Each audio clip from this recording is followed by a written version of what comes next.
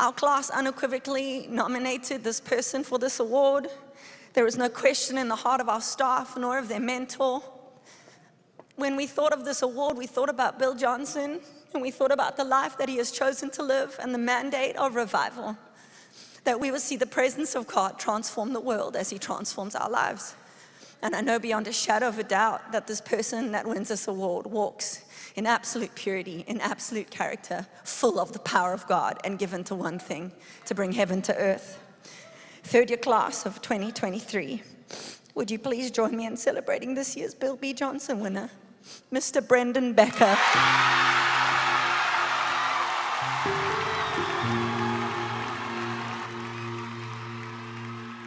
Graduating third year now, I cannot profess to have any of the answers or to have arrived in any shape or form. But what I do know is that I have found the pearl of great price. No matter what may come, my greatest fulfillment will be found in loving him, being loved by him, and serving him for all my days. Hi, my name is Brendon Bekker. I am 25 years old. I am from South Africa. I grew up in a Christian house. My parents love the Lord, they still do. I was sent to a Christian school from a young age, so I knew all about the right things to do, to raise my hands in worship and to read my Bible in the mornings. I went on a ministry trip at the age of 14, and the one man leading our trip actually had been to Bethel before and started playing some worship music from a lady called Stephanie Gretzinger.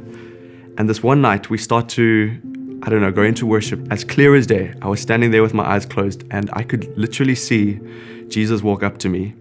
For the first time in my life, it felt like this man who I had heard of before, and I knew the church served corporately.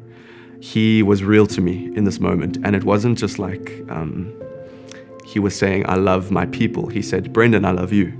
I can pin everything that's happened since then to that day where I experienced the personal nature of Jesus.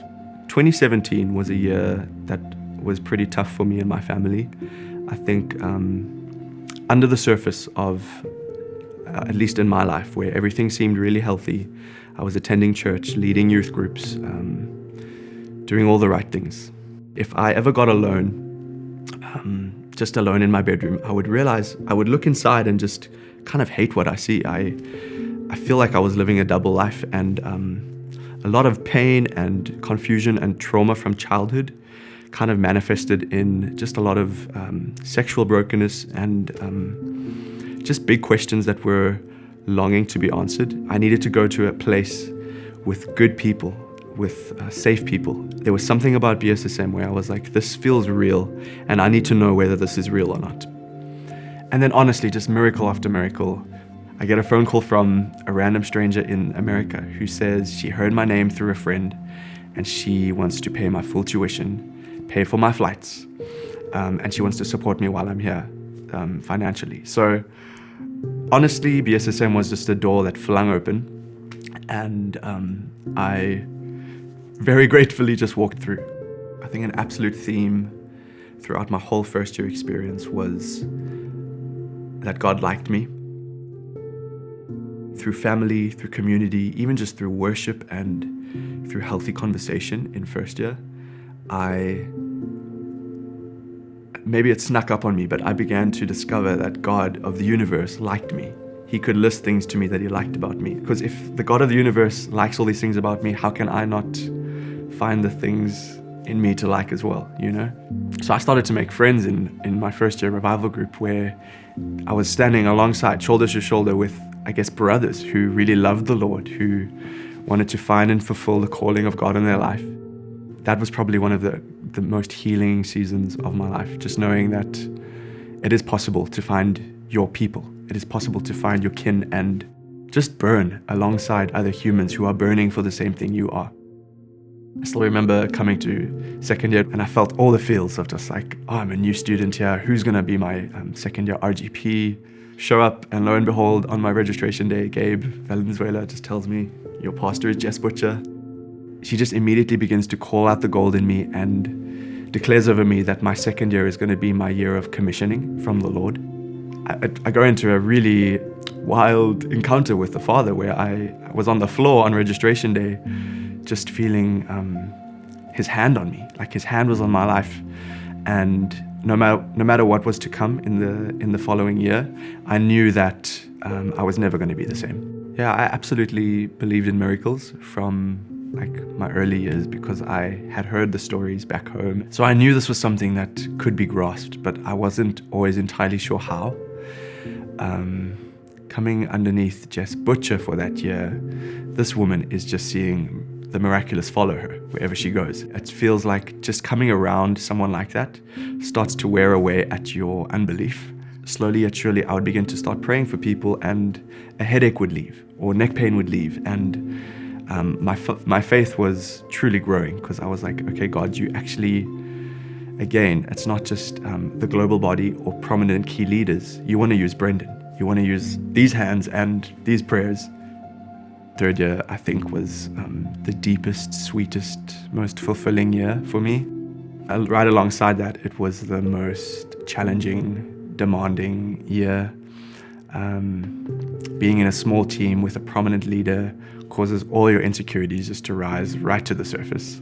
Again, even past wounds that I thought I had really given time to heal felt like they were all just open again, and I was daily I was battling comparison and feeling insecure. If I closed my eyes, I could see visually, I could see like the trenches in me that I longed for the Lord just to cover up and to move on like nothing had ever happened. I wanted him to heal me and to do a work of holiness in me, which was probably a very noble desire, but it wasn't redemption.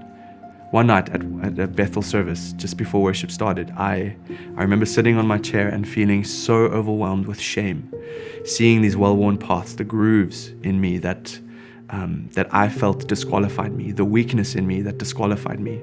And then in only the gentle, tender way that the Lord can, I felt him come so close in that moment. And I saw him visiting all those places in me, the grooves and the trenches and the furrows that I wish he would just kind of patch up.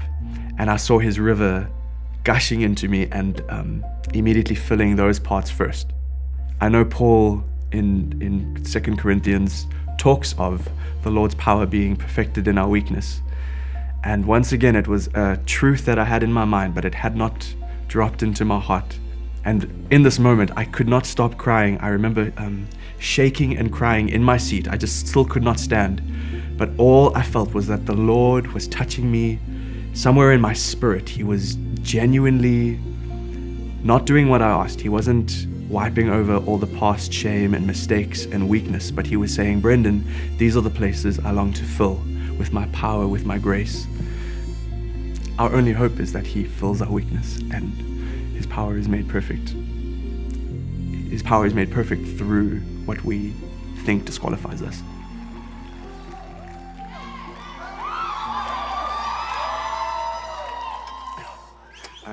I'm grateful, thank you.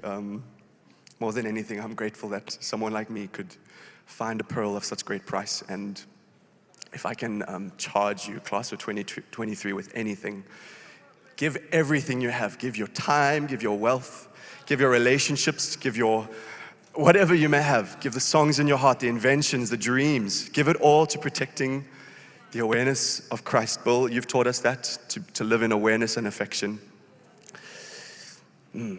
More than anything we've learned here about deliverances or healing or ministry, which sets us up for a win. More than anything, we leave with a pearl of great, great price. I honor you all. Thank you. Thank you. Thank you.